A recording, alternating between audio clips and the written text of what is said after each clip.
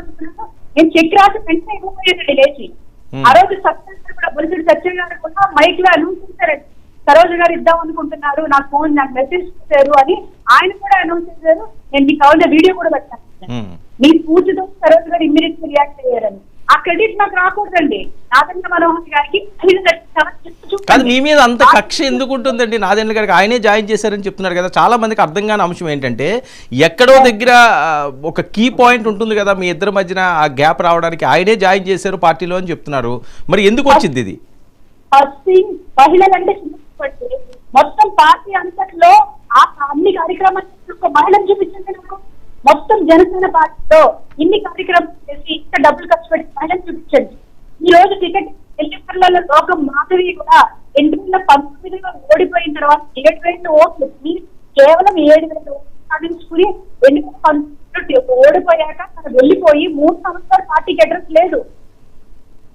తర్వాత 1.5 సంవత్సరం ఉన్నారుగా యువశక్తి ప్రోగ్రాం ద్వారా మళ్ళీ 15 లక్షల రూపాయలు ఎక్కించి తను మళ్ళీ పార్టీలోకి వచ్చి ఈ రోజు టికెట్ ఇచ్చింది. కాదు, ఓకే సరోజ గారు, ఇప్పుడు కష్ట సమయం, ఈ ఒక్కసారి జనసేన పార్టీ నిలబడాలి అంటే 21 అభ్యర్థులు ఖచ్చితంగా గెలాల్సిన అవసరం ఉంది. ఇంతకాలం కష్టపడి చివరి అంకానికి వచ్చేసరికల్లా మీరు ఎంతో అభిమానించే ఆ కళ్యాణ్ గారు, మీ అన్నయ్య గారిని వదులుకుంటూ వెళ్ళడం బాధగా అనిపించలేదా? ఒకసారి ఆయనతో మాట్లాడే ప్రయత్నం ఏమన్నా చేశారా? నేను చేస్తానండి, ఉంటది ఒకటి, దానికి ఎన్నిసార్లు ఫోన్లు చేస్తుందో నాకు తెలియదు. నా ఫోన్ చూపిస్తే తెలుస్తుంది. ఎన్నిసార్లు రెస్పాన్స్ ఉంటుందండి. ఆ రుక్మిణి అనే ఆమె కనీసం రెస్పాన్స్ అనేది ఇవ్వదు. ఎన్నిసార్లు ఫోన్ చేస్తున్నా, నేను కూర్చోబెట్టి ఒకసారి కాకినాడ వస్తే మాట్లాడాను, ఏమండి ఏమన్నా ఇబ్బంది ఉంటే నాకు చెప్పండి, నేను మీ తోటి లేడీని, అవకాశం ఇప్పించండి ఒకసారి బతిమాలేనండి. నేను ఎంత బాధగా ఈరోజు పార్టీకి వీడానో నాకు తెలుసు. ఓకే, ఎమోషనల్ అవ్వద్దు సరోజ గారు ప్లీజ్ దయచేసి, ఎందుకంటే మీరు కన్నీరు పెట్టుకుంటున్నారు, అర్థమవుతుంది మీ మాటల్లోని. దయచేసి ఎమోషనల్ అవ్వద్దు. అసలు ఏం జరిగింది అన్నది ఎక్కడో దగ్గర ఒక దీనికి ఒక పాయింట్ అంటూ ఒకటి ఉంటుంది కదా, దాన్ని సెటరేట్ చేసుకోలేకపోయిన పరిస్థితి వచ్చిందా అని. ఇక్కడ పంతన్ నానాజీకి టికెట్ ఇవ్వాలండి, నాదెండ్ల మనోహర్కి చిడతలు కొట్టే పంతన్ నానాజీకి టికెట్ ఇవ్వాలండి. పంతన్ నానాజీ అనే వ్యక్తి డబ్బులు వసూలు చేసి కేవలం ఇంకా ఎమ్మెల్యే అవ్వకుండానే చుట్టుపక్కల గ్రామాల్లో చుట్టుపక్కల ఇక్కడ ఇండస్ట్రీస్ దగ్గర డబ్బులు ఎలా వసూలు చేస్తారో పవన్ కళ్యాణ్ గారికి తెలుసండి. అందుకే డిసెంబర్ లో వచ్చినప్పుడు ఆయన లిస్ట్ అడిగారు, ఎక్కడెక్కడ వసూలు చేసిందో మీరు లిస్ట్ ఇవ్వండి, వాళ్ళందరికీ నేను థ్యాంక్స్ చెప్తారని ఎటకారాలు చేశారండి. అటువంటి వ్యక్తికి టికెట్ ఇచ్చారంటే కేవలం నాదెండ్ల మనోహర్ కారణం అండి.